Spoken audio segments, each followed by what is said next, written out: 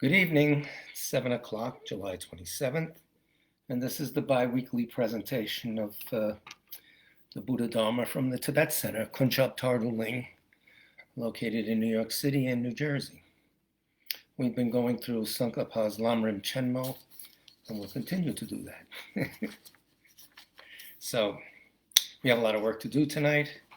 Well, I do anyway. You can just sit back and relax. And we'll start as usual with the prayer for the spread of Buddhism in the West. And also don't forget, if you want someone remembered at the end of the class when we recite the Three Jewels Sutra, place their name in the text box over here. You don't see this. So, okay, we'll start. By the force of the blessing of the non-fallacious three precious gems, and of the truth of our pure selfless wishes, may the precious Buddhist teaching flourish and spread to the expanse of all areas throughout the length and breadth of the West. For all the people living here, together with their near ones, who have engaged in the teachings and have faith and respect for them, may all conditions adverse to their practice of the pure Dharma be dispelled, and an excellent collection of favorable conditions increase like the waxing moon. And especially for those who work on methods to accomplish the flourishing and spreading of the victorious one's teachings, which are the source of benefit and happiness, may they never be oppressed by masses of interference and adverse conditions, and may this spontaneously happen just as we have hoped and wished. The Heart Sutra. Thus have I heard once. The Blessed One was dwelling in the royal domain of the Vulture Peak Mountain, together with a big gathering of great monks and great bodhisattvas.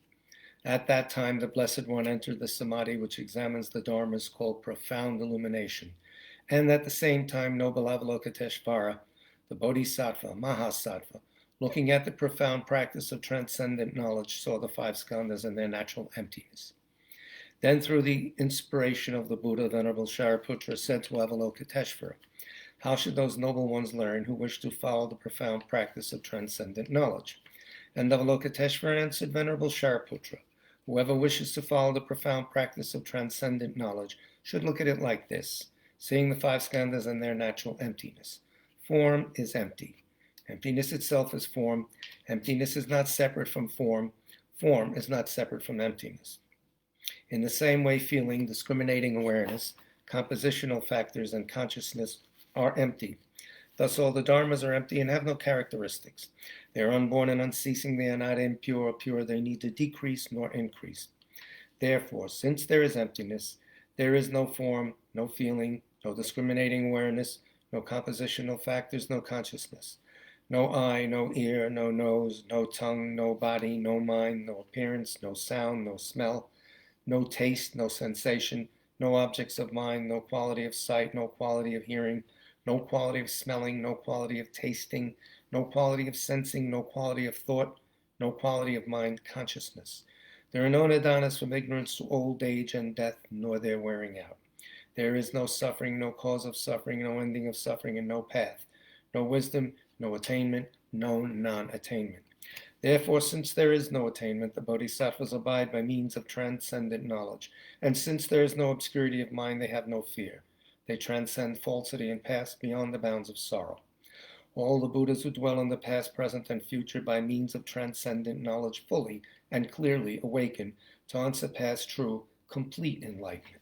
Therefore, the mantra of transcendent knowledge, the mantra of deep insight, the unsurpassed mantra, the unequaled mantra, the mantra which calms all suffering, should be known as truth, for there is no deception. In transcendent knowledge, the mantra is proclaimed, Tayata Om Gate Gate Paragate Parasam Gate Bodhisoha. O Shariputra, this is how a bodhisattva mahasattva should learn profound transcendent knowledge. Then the Blessed One arose from that samadhi and praised the bodhisattva mahasattva Avalokiteshvara, saying, Good, good, O son of noble family. Profound, transcendent knowledge should be practiced just as you have taught, and the Tathagatas will rejoice.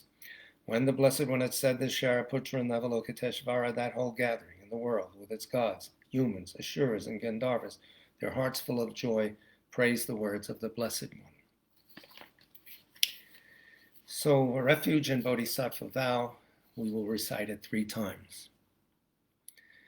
With the wish to free all beings, I shall always go for refuge to the Buddha, Dharma, and Sangha until I reach full enlightenment. Enthused by wisdom and compassion today in the Buddha's presence, I generate the mind for full awakening for the benefit of all sentient beings. As long as space remains, as long as sentient beings remain. Until then, may I too remain and dispel the miseries of the world. With the wish to free all beings, I shall always go for refuge to the Buddha, Dharma, and Sangha until I reach full enlightenment. Enthused by wisdom and compassion, today in the Buddha's presence, I generate the mind for full awakening for the benefit of all sentient beings. As long as space remains, as long as sentient beings remain. Until then, may I too remain and dispel the miseries of the world. With the wish to free all beings, I shall always go for refuge to the Buddha, Dharma, and Sangha until I reach full enlightenment. Enthused by wisdom and compassion today in the Buddha's presence, I generate the mind for full awakening for the benefit of all sentient beings. As long as space remains, as long as sentient beings remain, until then may I too remain and dispel the miseries of the world. May all the pains of living creatures ripen solely upon myself, and through the might of the Bodhisattva Sangha, may all beings experience happiness. May the teachings which are the sole medicine for suffering and the origin of every joy be materially supported and honored and abide for a very long time. I prostrate to Manjagosha, through whose kindness wholesome minds ensue, and I prostrate to my spiritual masters, through whose kindness I develop. And that's the only way we develop. Someone else to help us. That's why we take refuge. But we take refuge in the best. So, making a joke here, but I shouldn't. Last week we ended, we're on the chapters 5 and 6, talking about meditation. We're ending with the 5 and going on to 6. Meditation and the misconceptions about meditation. It's a bit of a thick chapter, but it is extremely important because everyone has their own idea of what meditation is. And over the years, with your own idea of what meditation is, you get nowhere, really. I know. But anyway, first of all, we ended with the 4 factors of reasoning. I'll go over them again because we're going to do it again in a future class, a little more elaborately. But when you try to analyze something, first you analyze what its nature is. And what is the nature of something? It's the way it is. For instance, fire is hot, ice is cold, things like that. There's no need to have any more reasoning about it. There's no need. That's the way it is. That's it. And you start from that. That's your base. And then you go on to the reasoning of function. How does it function? This could be physical things or mental states. It could also be the afflictions that you're examining. After you examine the functions of things, what do they depend on? If there's functionality, there's dependence. So you go after that. When you gather all that information, then you apply logical techniques. Then you just, what do they call it? Things that logically follow. So you can use logical evidence at that point. There's different translations of this. This is a very quick précis of it. I'm trying to find something more elaborate. It's a very good technique to use to zero in on something, to give yourself a nice, what do I want? An aerial view of things. So that's all. So the idea is when you use these 4 principles in analysis, you can bring to bear the current antidotes against each affliction that arises in your mind. If you're doing it on about affliction, based on that sort of analysis, analytic meditation, you can then move to the 3rd level, wisdom derived from meditation. When you reach certainty, the point of applying these 4 reasons, they call them Rigpe in Tibetan, is so you can then achieve what they call certainty. There's no more doubts. When you've removed doubt through logic, through examination, etc., then you sit and focus one-pointedly. So here you meditate, your meditation becomes more in the nature of absorption with less analysis. You're being absorbed in the understanding that you've reached. You just can't say, yes, I understand, and let it go, because it's not going to impact your mind. You have to hold that understanding. You have to hold it repeatedly, according to Tsongkhapa. And I think he knows what he's talking about. The primary approach is to maintain a single-pointed placement of mind on a fact that you have determined in analysis. Through meditating on this fact with single-pointed attention, the fact becomes even more evident until you have attained wisdom deriving from meditation practice. These are the stages through which we transform our minds. So there's from the, it's a little bit of an entertainment part. And that's His Holiness was answering a question from someone in the audience in Pennsylvania when this Here to Enlightenment lecture was given. It's a brief lamrim that he gave over 2 or 3 days, I guess. So anyway, someone said, Your Holiness, a question. I thought it was very interesting. Your Holiness, you have said that we relate to events based on our perceptions rather than based on reality. We need to differentiate our perceptions from reality. But how will we know reality without being influenced by our perceptions? Good question. He answers, generally, if you look at a single thing or event from only one angle, then you cannot see the full picture. In order to understand an event, you have to look from various different angles. Even in the case of a physical thing, knowing only one of its dimensions does not give you the full picture. With 3 or 4 or 6 dimensions, then you can get a clearer picture. It is this way with all things. You have to examine them from various points of view, along various dimensions. Seeing just one aspect, there is always a gap between appearance and reality. This is why investigation is critical. Only through investigation can we reduce the gap between appearance and reality. It is the only way. Earlier I used the words, as this is Holiness talking, reality and appearance within the context of the two truths. How can we get at the root of our suffering? What is the root of our mental afflictions? That root is our grasping at the true existence of things. This deluded mind grasps at true existence, engaging the events of the world primarily in terms of how they appear, not how they are. At the level of perception, things appear in a certain way, and then the mind grasps at them as though that appearance were the actual reality of the thing. When you recognize that appearances do not accord with the way things really are, then you can gradually weaken the grip of that grasping. So we've heard things like this before, but it's very good to hear them again, and as it removes suffering. Oh, Radhana is here. Hi, Radhana. How are you? Richard Wilson, Karen Eng, the whole crowd, the usual suspects. So now we're going to the end of Chapter 5 and beginning of Chapter 6. Chapter 5 talks about meditation, and now this is the Lamrim Chenmo, Volume 1, page 100 and page 101. What to do between sessions. Go to the racetrack, go to the bar. No more. You can't involve in social things anymore. So we're stuck. Oh boy, we have to study. So the principal thing to do in this context is as follows. Sankapa is speaking. After you have made an effort to meditate in the actual session and are at the point of ending the session, you might not continue to rely on mindfulness and vigilance. The point he's making now is your meditation is no separate from the rest of your life, because you're doing this to change your life, to transform your life. When you just sit there, no, I'm going to meditate, and then I'll do something. Fine, go ahead, but you're never going to get the results you should get. You maintain your mindfulness and vigilance, and you might completely let go of what should be sustained. The object of meditation and its subjective aspects, the object of meditation, compassion, etc., and subjective aspects. What is the mind? How is it engaging it? What's going on in the mind? Is it acting compassionately or whatever the topic is? So if you do so, your progress will be extremely small. Therefore, in between sessions, look at the teachings that reveal the meaning of your object of meditation and recollect it again and again. So there's meditation, post-meditation, or whatever word you want to use. Accumulate by many means the collections which are favorable conditions for producing good qualities. Yes, you have to live this. I always talk about Charlie Parker. How do you get that wonderful sound of your saxophone? He said, you have to live it. If you don't, it's not coming out of your horn. You have to live it. It's a whole life that you bring to bear when you practice spirituality and try to transform your mind. You can't compartmentalize. Also, clear away by many means the obscurations which are unfavorable conditions.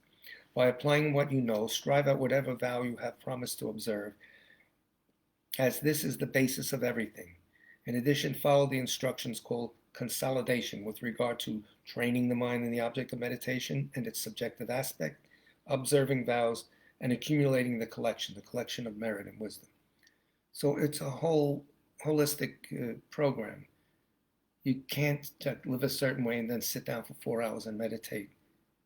You have to carry ethics. You have to carry, if you took vows, you have to hold them. And, you should also study on what you meditate, which we'll talk about, so we don't have to be too verbose here.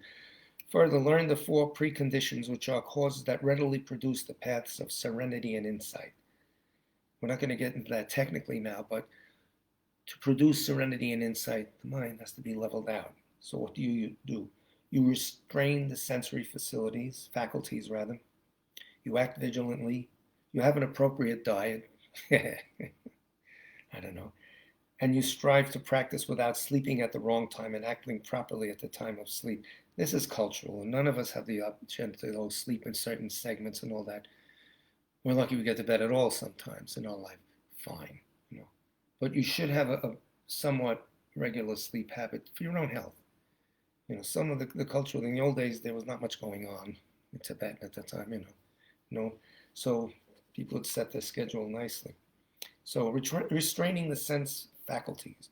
You restrain them with a constant maintenance of your mindfulness and a continuous persistence at mindfulness. You got to do it lightly. I got to watch this, I got to watch that. That doesn't work. Form the habit slowly. Let it take on its own momentum. With respect to these two, the first, maintaining your mindfulness, means that you practice your mindfulness repeatedly without forgetting the teachings about restraining the sensory faculties, as well as the other 3 preconditions.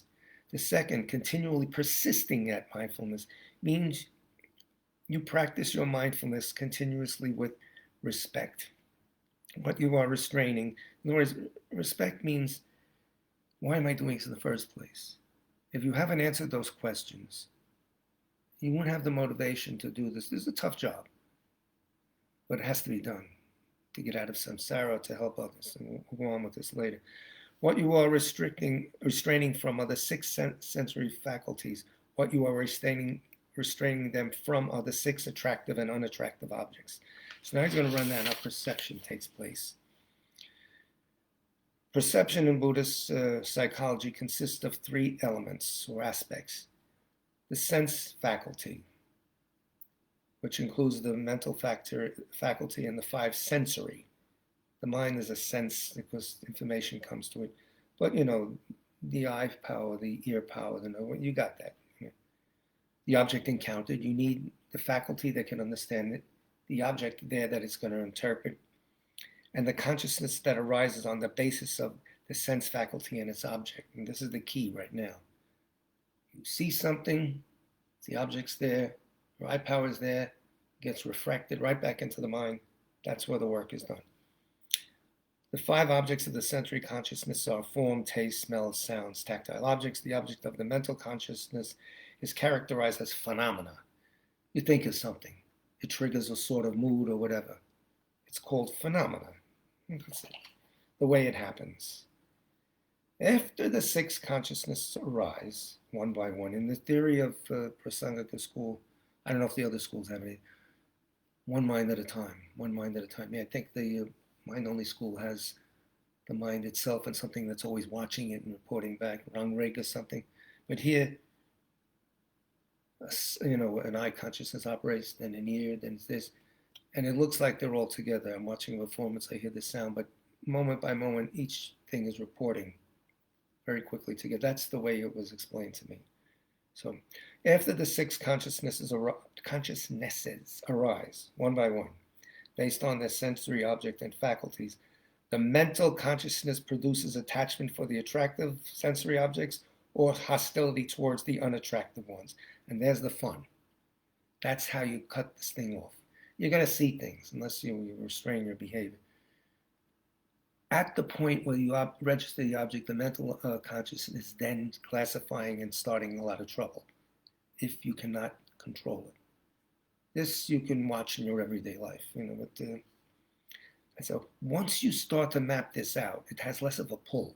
We think that we see things that I'm just drawn, and then, I can't stand that one. All of a sudden, we're taken out of ourselves. The mind's running away with us. This is how you stop that. Understand what's happening, think about it, and then say, and watch it go. And after a while, you can say, no. You can stop it. Maybe you don't want to stop it. That's your problem. Guarding the sensory faculties means protecting your mind against such attachment and hostility, and making a great effort not to produce them. It's there. Oh, here we go again. It's an art, but it has to be done so you can be happy. That's it. And also frees a lot of space in the mind. You start to evolve mentally. Practicing restraint. Practicing restraint is actually stopping the sensory faculties. For instance, you do not let them engage the sensory objects that will produce afflictions when, for instance, are looked at. This is how monks and nuns would practice. For instance, the monks that walk along and look down only a few feet ahead, they're not gazing this way and that way because they'll start to engage things. I don't like this, I like that, I can't wait to have that. One teacher told us to the monks in Tibet, why are you guys going to the marketplace? You have no money. All you're buying is are attachments. You're going to see this and that. So, good advice. Sankapanna weighs in directly.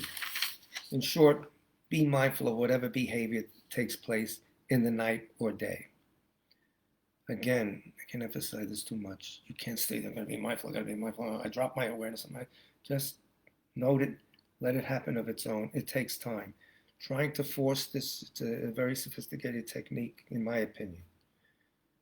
You have to have a sense of discipline, but not overdone.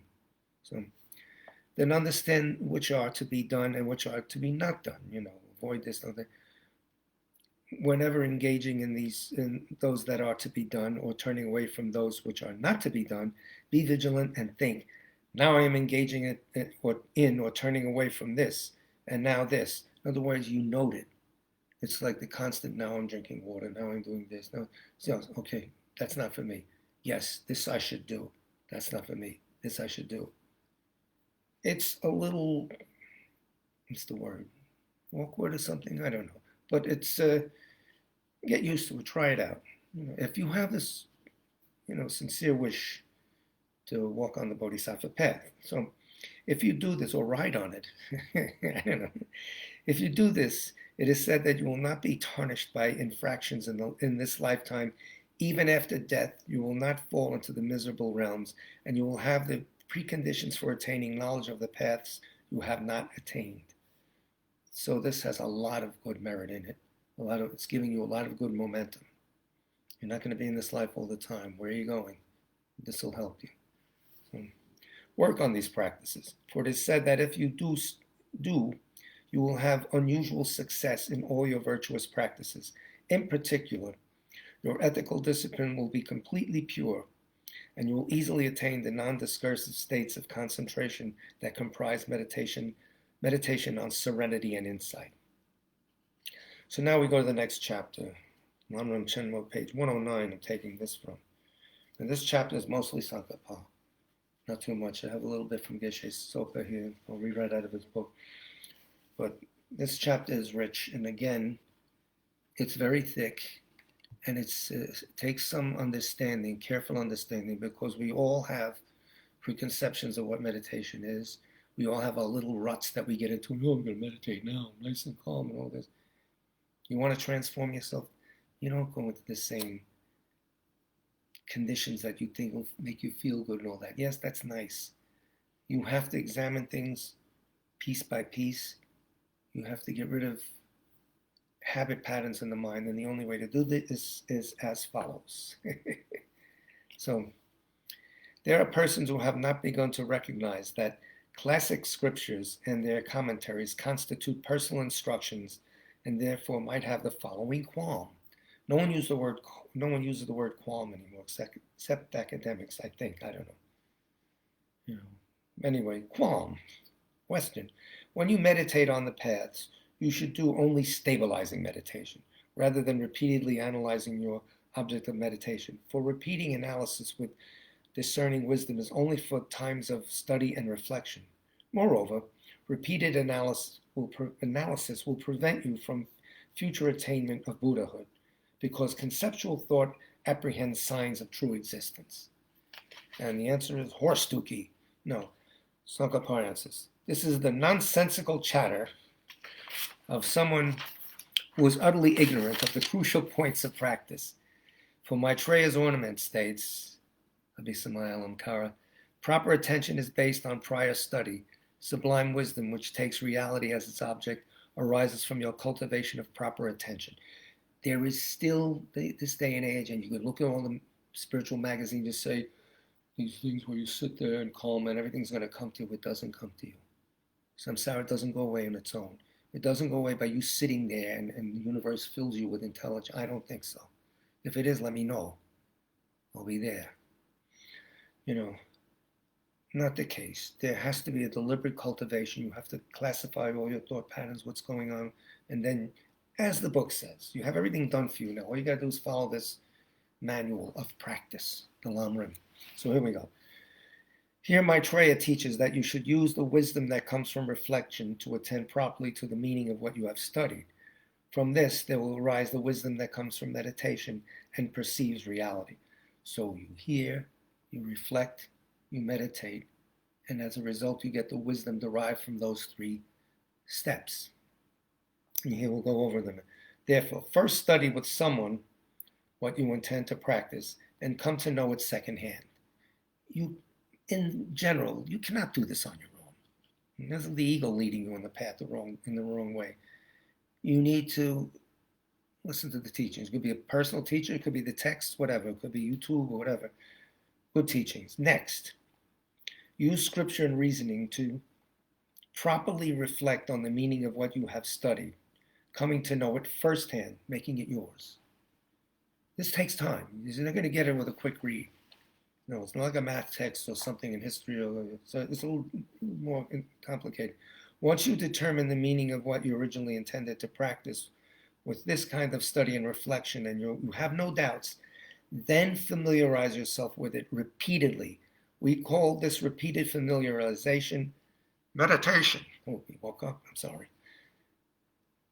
You burn it in, you merge with it, whatever you do, once you've eliminated doubt.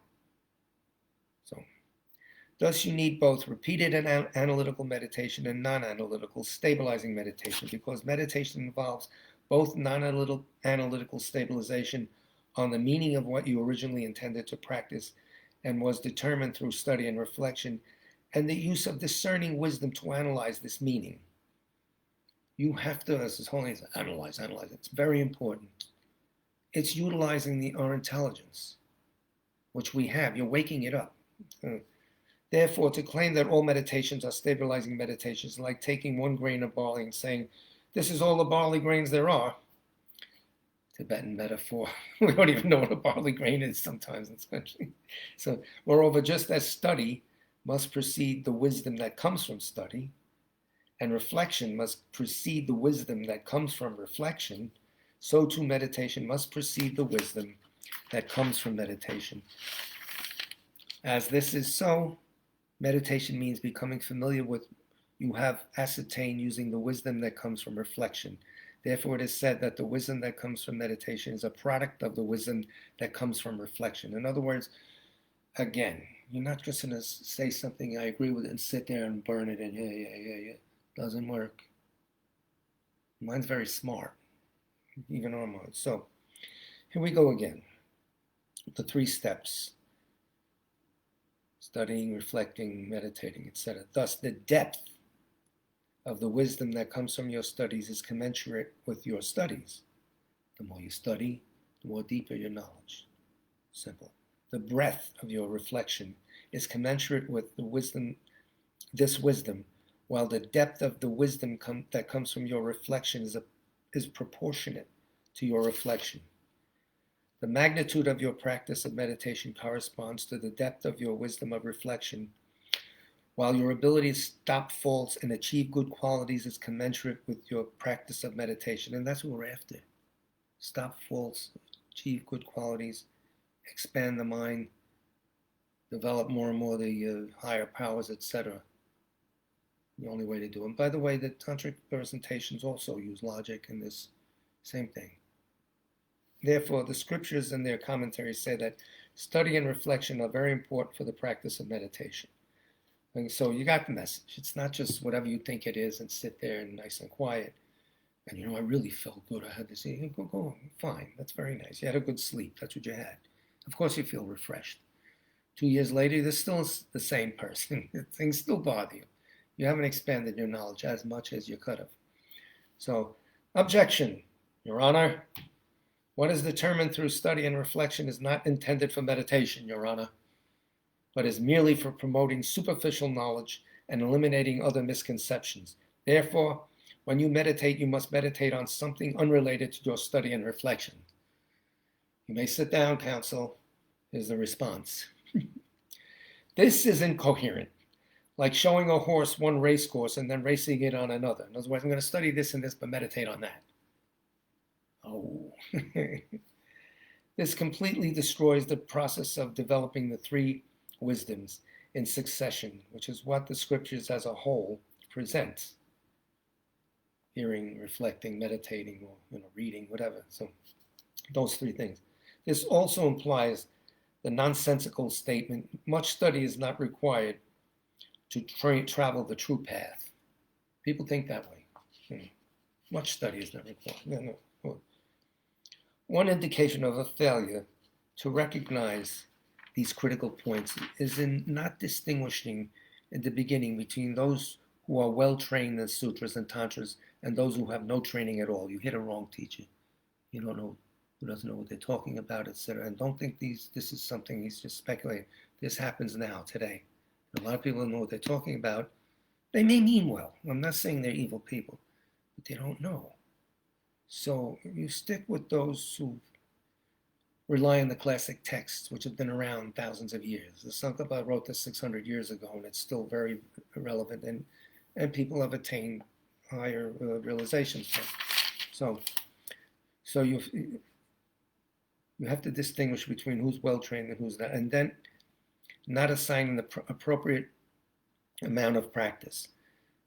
Another such indication is that the meditators are criticized if they study or do research.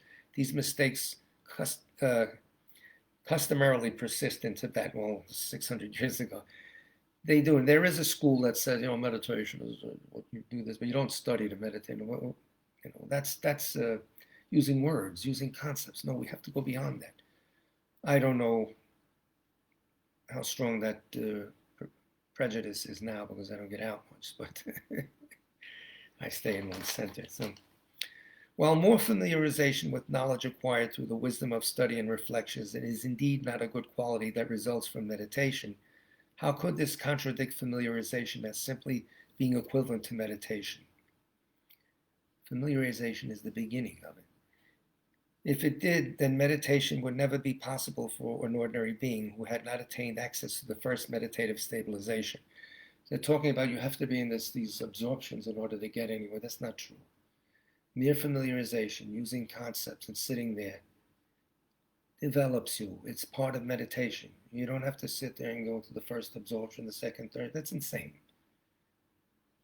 This information is quite valuable in this context. So for the texts on knowledge often explain that the process of entering a higher level from the level of the desiring creates a good quality that results from meditating, but there is no such result of meditation, creation of a good quality, associated with the desire on itself. Therefore, understand meditation as it is explained in Dharmakirti's Dharmamitra's clear words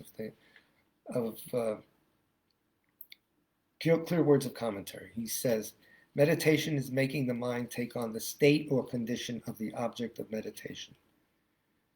So you can be meditating on compassion and you become compassion. Incidentally, ABC News had a little thing on His Holiness' birthday. They interviewed Richie Davidson about compassion meditation. And he said, we found out now that compassion meditation is actually anti-inflammatory. it destroys certain molecules.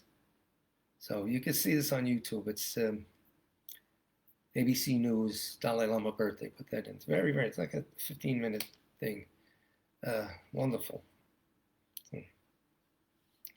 For example, meditating on compassion and meditating on faith means that the mind itself must be made to develop these qualities.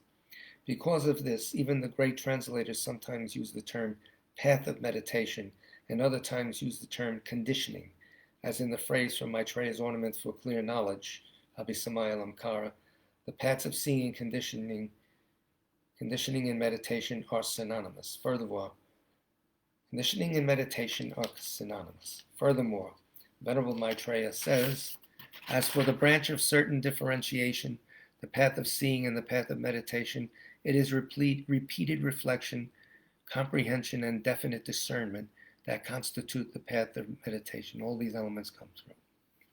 So, Maitreya says that repeated reflection, comprehension, and definite discernment, reflection, comprehension, understanding, and definite discernment constitute the paths of meditation for a Mahayana noble being. In light of this, it is ridiculous to claim that meditation and sustained analysis are contradictory. It brings a lot of evidence into court. This is difficult. And, we're on the Mahayana path.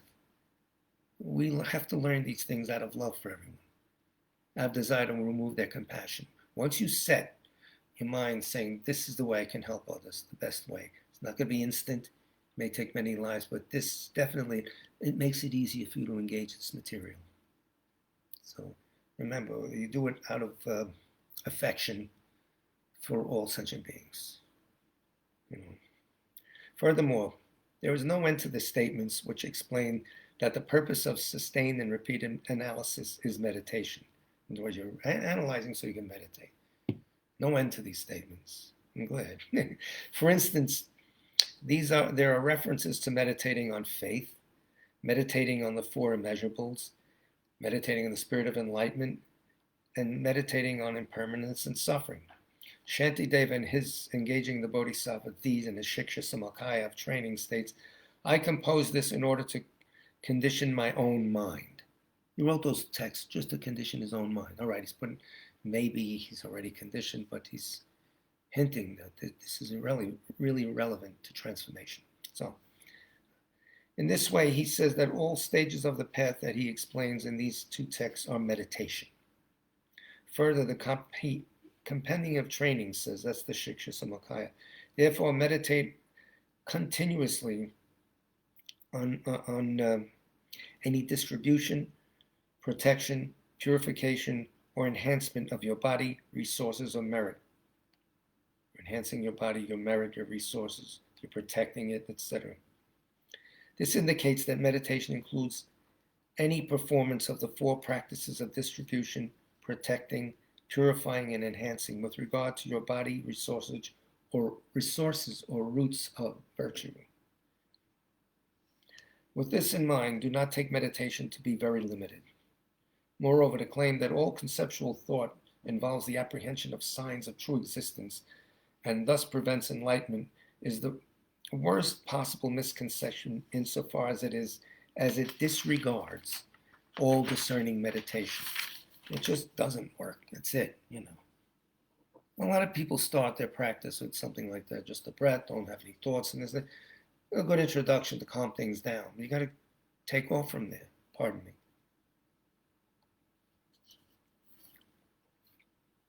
This is the system of the Chinese abbot Hashang. That's their opinion. I know Hashang might have a different opinion.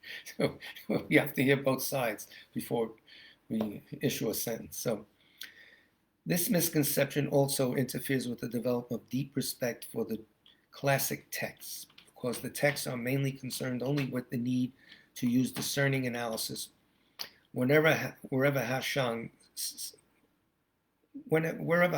system sees all analysis as unnecessary during practice. It's not true. Whereas he sees it as unnecessary during practice. Not true.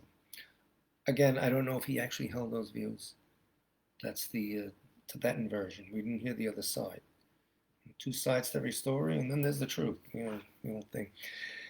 This is also a major cause of the teaching's decline, because those who have this misconception do not recognize the classic scriptures and their commentaries to be instructions, and therefore belittle their value. It's not parlor game. It's not something to talk about like academics. So yes, not true. You should knock academics. They're very valuable. But no, it's to be put to use. Question or qualm. If, as you say, there are two types of meditation, analytical meditation and stabilizing meditation, what kind of practice involves analytical meditation, and what kind of practice involves stabilizing meditation? A nice practical question. The answer is, I will explain this. He's going to mention, analytical meditation is necessary for meditation such as faith in the teacher. All these elements have to be brought to bear. Faith in the teacher, the great importance and difficulty in obtaining leisure and opportunity of good human life, death and impermanence, karma and its effects, the faults of cyclic existence, and the spirit of enlightenment. This is because why do we have to use analytic meditation? We understand, I know what the spirit of enlightenment is. I know, we're going to die. The answer is, this is because the meditations need an awareness that is long-lasting, very forceful, and capable of changing the mind. We all know we're going to die, but we don't really dwell on it. It doesn't change our behavior so much. Then close people die and you're stuck. Yes, we're assuming that everybody's permanent. That's what we do. We don't realize it. We're assuming, and everything is permanent. We know, this gets older. We don't really know. At the level you have to know it to transform the mind. So that's why you need a meditation that is long-lasting, very forceful, and capable of changing the mind. Without this, you will not be able to stop the forces that oppose these meditations, such as disrespect for the teachings, stuff like that. So you have to bring to bear the positive energy. Furthermore, the development of such a powerful awareness solely depends on repeated meditation with discerning analysis. For example, when you mistakenly superimpose many attractive characteristics upon the object of your attachment, you produce intense attachment. Oh, this person, she's great. Oh, wow. Oh, this Lamborghini, I gotta have it. You go on and on and on. Whatever. You're producing intense attachment. You're meditating negatively. So he's saying, similarly, when you think often about the unattractiveness characteristics of your enemy, you produce intense hatred. It's the same way in the case of any meditation on any of these types of practices. You dwell on it, you really get into it, it's going to change you. And I think we do a lot of that naturally. We dwell on our attachments. Nikki said last night when we were emailing back, texting back, my afflictions run me. They dance all over me. I don't think so. But so let me pick up the thread from the last page. You might pick that up. These types of practices, death and impermanence, karma and its effects, etc., regardless of whether the image of the meditation object is clear. Therefore, practice analytical meditation because your mind requires a long-lasting and very forceful way to apprehend its objects. So, next, when you achieve stabilizing meditation, such as meditative serenity, you create a serviceability that allows you to place your mind on one object of meditation according to your wish. This will be described in more detail in the section on serenity and insight. But right now, he's telling you what happens when you absorb into a topic. If those whose minds cannot stay on one object of meditation analyze repeatedly while trying to achieve a stabilizing meditation, they will be unable to produce mental stability. Okay, that's me. Hence, in this case, they should practice stabilizing meditation. I will explain this later in the section on meditative serenity and insight. So, now, not knowing this system, some even propound, if you are a scholar, you only do analytical meditation. Adepts only do stabilizing meditation, whoever these adepts are. This is not the case because each must do both. End of story. So, short and sweet, that's it. Both. So, the scholar must achieve stabilizing meditation such as meditative serenity, while the adept must pursue such practices as intense faith in the teacher. Furthermore, both the sutra section of scriptures and the tantra section of scriptures very frequently say that you must use discernment for both of these methods of meditation. If you lack or are deficient in such analytical meditations, then you will not develop stainless wisdom, the precious life of the path. Even if you develop a little wisdom, it will not be increased greatly. Therefore, you will not quickly progress along the path, because the ultimate object you achieve on the path is the wisdom that differentiates comprehensively and without confusion the real nature and diversity of phenomena. So it's very important. Sutra practice, tantra practice. This is tough to swallow, I understand. But read into it. The chapter's not that long. It's well worth spending a month on. Read 10 minutes a day of the chapter for a month. It won't kill you. It'll change you. I think so. Anyway, that's not my place to give you advice. Hardly the one. As the Master Matrasetta states, I think that's Matrasetta is also called Ashvaghosha. I'm not sure. I got to find out. Omniscience is the best amongst wisdom. Well, that's an understatement. Okay, Sherlock, you figured it out. Omniscience is the best amongst wisdoms, yes. Consequently, understand it as a definite sign of having taken the wrong path. If no matter how much you cultivate the path, your mindfulness is dulled by obliviousness, and you are slow-witted about what to eliminate and what to adopt. You're not on your game in that respect. Furthermore, by using discerning wisdom to conduct analytical meditation on the meaning of the scriptures, you understand the many attributes of the good qualities of the three jewels and the like, and you greatly increase the faith associated with these attributes. That faith, by the way, you develop, gives you a lot of confidence, a lot of clarity, a lot of understanding power, they say. I have to develop it. Also, once you have used analytical meditation to comprehend the many faults of cyclic existence, you develop great disgust and disenchantment with cyclic existence. You need to. We think cyclic existence is attractive. It's great, Look at all the things we can buy. Look at this, look at that. It's a jail that we're in. We're not in a good position. We just don't know what the rest of the reality is. So if now someone is tapping us and telling us, hello, you don't know anything, get cracking. And you then see the benefits of liberation from many perspectives. So you then diligently seek liberation, more of a motivation. Using the meditations, you even fathom the spirit of enlightenment and the many wondrous activities of the 6 perfections and so forth. This greatly increases your irreversible faith, aspiration, and joyous perseverance. All of this is based exclusively on the use of discerning wisdom in order to conduct analytical meditation on the meaning of the scriptures. The intelligent should, in this manner, bring about certainty that others cannot sway them away from, etc. So when you have certainty, no one can argue out of your position, etc. Your answers would come. That's part of debate, and they can just spit out, when they contradiction or contradicted. They spit out the right answer. No. They're not swayed by other arguments. So, Sankapanal, from page 114, volume 1, Lamrim Chemo. Let me watch the time. We got time. Those with a very small understanding of how to meditate might say the following. Qualm, again with the qualms. If you do too much analysis with discernment and sustain that in meditation, you will hinder your concentration, which is one pointed upon a single object of meditation, so you will not achieve firm concentration. And Sankapas, yes, let me tell you, I will explain this.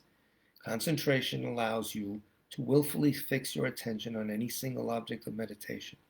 If you have not already achieved such concentration, then this concentration will not develop if you attempt to achieve it for the first time while analyzing many objects.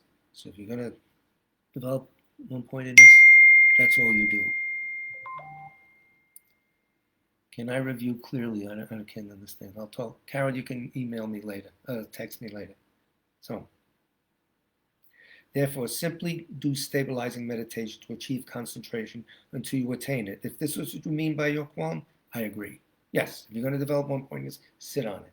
Now, however, you might assert that if you do too much analytical meditations prior to achieving concentration, you hinder your concentration.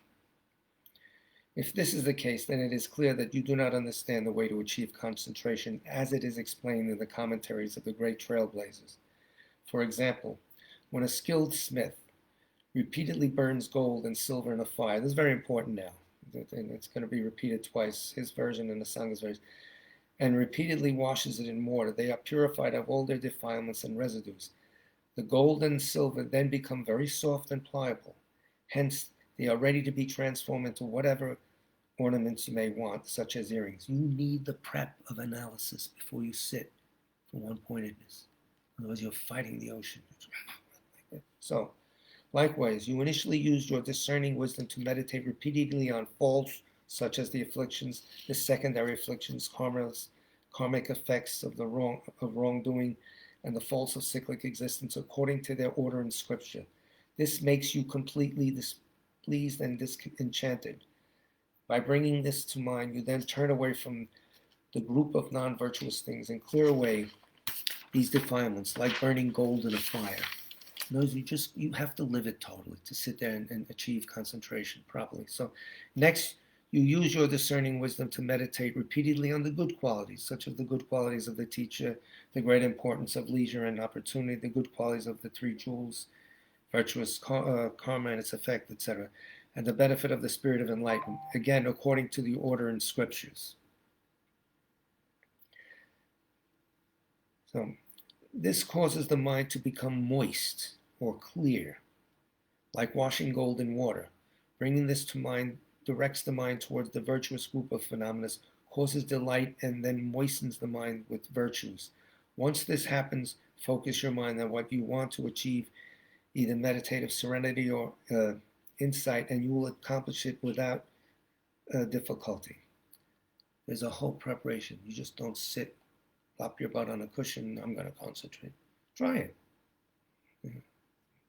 So, therefore, such analytical meditation is the superior method for achieving non-discursive concentration.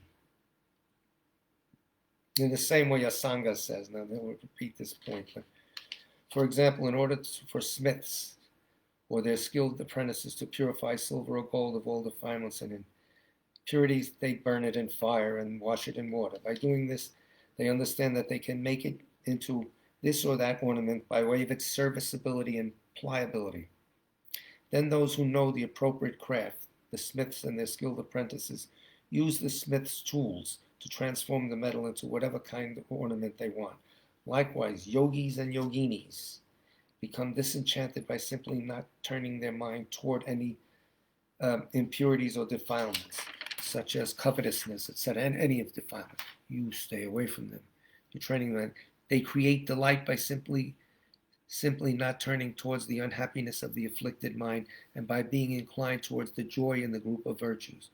When they do this, their minds become linked to and calmly settled upon whatever fluctuation or without fluctuation or movement, any object to which they apply themselves, either the scope of serenity or insight. They then can use their minds to properly attain whatever objects for which they aim. So your behavior, your philosophy, your motivation, all comes to bear when you sit to try to develop concentration or anything else. It's a holistic program. It's not something you just tune in and turn on, the old way of talking. Can't. It's a way of life. It's well worth it. You get out of jail permanently. So laxity and do we have time for laxity and excitement? No, we don't. We'll talk about laxity and excitement, which prevent meditation. One is excitement is a function of attachment. So we'll do that. We have to say the prayers with the three jewels sutras. Anyone listed here? Anyone being asked for? No. Okay. We have Constance Curry, a civil rights leader who's passed away, and Jack Finelli, recommended by Deborah Williams. So these two people, among anyone else, all the COVID victims, etc., may they be reborn. So, Sutra of the Recollection of the Noble Three Jewels. I prostrate to the Omniscient One. Thus the Buddha, Bhagavat, Tathagata, Arahat, Samyak Sang Buddha, the learned and virtuous one, the Sugata, the knower of the world, the charioteer and tamer of beings, the unsurpassable one, the teacher of devas and humans, is the Buddha Bhagavat. The Tathagata is in accord with all merit. He does not waste the roots of virtue. He is completely ornamented with all patience. He is the basis of the treasures of merit. He is adorned with the minor marks. He blossoms with the flowers of the major marks. His activity is timely and appropriate. Seeing him, he is without disharmony. He brings true joy to those who long with faith. His knowledge cannot be overpowered. His strengths cannot be challenged. He is the teacher of all sentient beings. He is the father of bodhisattvas. He is the king of noble ones. He is the guide of those who journey to the city of nirvana. He possesses immeasurable wisdom. He possesses inconceivable confidence. His speech is completely pure. His melody is pleasing. One never has enough of seeing him. His form is incomparable. He's not stained by the realm of desire. He's not stained by the realm of form. He's not affected by the formless realm. He's completely liberated from suffering. He's completely and utterly liberated from the skandhas. He is not possessed with dhatus. His ayatanas are controlled. He has completely cut the knots. He is completely liberated from extreme torment. He is liberated from craving. He has crossed over the river. He is perfected in all the wisdoms. He abides in the wisdom of the Buddha Bhagavats who arise in the past, present, and future. He does not abide in nirvana. He abides in the ultimate perfection. He dwells on the bhumi where he sees all sentient beings. All these are the perfect virtues of the greatness of the Buddha Bhagavat. The holy Dharma is good at the beginning, good in the middle, and good at the end. Its meaning is excellent. Its words are excellent. It is uncorrupted. It is completely perfect and completely pure. It completely purifies. The Bhagavad teaches the Dharma well. It brings complete vision. It is free from sickness. It is always timely. It directs one further. Seeing it fulfills one's purpose. It brings discriminating insight for the wise. The Dharma, which is taught by the Bhagavad, is revealed properly in the Vinaya. It is renunciation. It causes one to arrive at perfect enlightenment. It is without contradiction. It is pithy. It is trustworthy and puts an end to the journey. As for the Sangha of the great Jnana, they enter completely, they enter insightfully, they enter straightforwardly, they enter harmoniously. They are worthy of veneration with joined palms. They are worthy of receiving prostration. They are a field of glorious merit. They are completely capable of receiving all gifts. They are an object of generosity. They are a great object of complete generosity. The protector who possesses great kindness, the omniscient teacher, the basis of oceans of merit and virtue, I prostrate to the Tathagata. Pure, the cause of freedom from passion, virtuous, liberating from the lower realms. This alone is the supreme ultimate truth. I prostrate to the Dharma, which is peace. Having been liberated, they show the path to liberation. They are fully dedicated to the disciplines. They are a holy field of merit and possess virtue. I prostrate to the Sangha. I prostrate to the Buddha, the leader. I prostrate to the Dharma, the protector. I prostrate to the Sangha, the community. I prostrate respectfully and always to these three. The Buddha's virtues are inconceivable. The Dharma's virtues are inconceivable. The Sangha's virtues are inconceivable. Having faith in these inconceivable, therefore the fruitions are inconceivable. May they be born in a completely pure realm. Immortal Row of the Hero, written by the previous Lin Rinpoche for our teacher, Rato Chungla Rinpoche. Om Svasti, fully permeated with countless sun rays of love and joy, wearing a black top knot adorned with heaps of coral. O Lord, granting all wishes for longevity, bestow upon the glorious three secrets the festivity of immortality. To the Lord of speech, victorious Tsongkhapa Oang Losang, possessor of the teachings and realizations comprising the countless rays of doctrine, Shedrup Tempe, great lamp skilled in illuminating the space-like minds of blessed beings, Drunme, we make supplications. Enriched with the treasures of both Sutra and Tantra, ruling over the world of four tenets, by means of the golden wheel of two wisdoms, may you remain firmly as a peerless scholar. Clad in the saffron robes of conscientiousness, saturated with the essence of pure morality, sublime foundation of higher birth and definite goodness, may you remain firmly as a second Upali whose ethics are supreme. skilled in emitting 100,000 cool rays of loving kindness to the miserable mother sentient beings tortured by the scorching heat of the vast variety of sufferings, may you remain firmly moon-like and all-embracing. Like Asanga in teaching the systems of Sutra and Tantra, like Shemendra in spreading garlands of poetry, like Dignaga in destroying all holders of perverted views, may you remain firmly for hundreds of eons as the glory of the doctrine and of all migrators, by the sublime blessings of the truth of the Triple Gem, by the force of the infallibility of Defendant arising, may the fruit of our prayers be spontaneously and effortlessly fulfilled. 8 verses for training the mind. With the determination to accomplish the highest welfare of all sentient beings, who surpass even a wish-granting jewel, I will learn to hold them supremely dear. Whenever I associate with others, I will learn to think of myself as the lowest amongst all, and respectfully hold others to be supreme, from the very depths of my heart. In all actions, I will learn to search into my mind, and as soon as a disturbing emotion arises, endangering myself and others, I will firmly face and avert it. I will learn to cherish ill-natured beings and those oppressed by strong misdeeds and sufferings, as if I had found the precious treasure difficult to find. When others out of jealousy treat me badly, with abuse, slander, and so on, I will learn to take all loss and offer the victory to them. When the one whom I have benefited with great hope unreasonably hurts me very badly, I will learn to view that person as an excellent spiritual guide. In short, I will learn to offer to everyone without exception all help and happiness directly and indirectly, and respectfully take upon myself all harm and suffering of my mothers. I will learn to keep all these practices undefiled by the stains of the 8 worldly concerns, and by understanding all phenomena as like illusions, be released from the bondage of attachment. So I recommend the ABC YouTube segment. It's narrated by Dan Harris, who's actually giving us a book, one of his books for the Tibet Center Library, and he signed it. And he talks to His Holiness virtually, and His Holiness comments on the corona situation, etc. So it was very, very positive, very helpful, I found. So everyone be safe. Our next class is Wednesday evening at 7 o'clock, and I hope there's some ray of light now. They went into a 30,000 trial on the Moderna virus, and so some others are going. Even India has a virus in trial now. Interesting. I hope it works. Thanks, guys, for all your time and patience. Take care.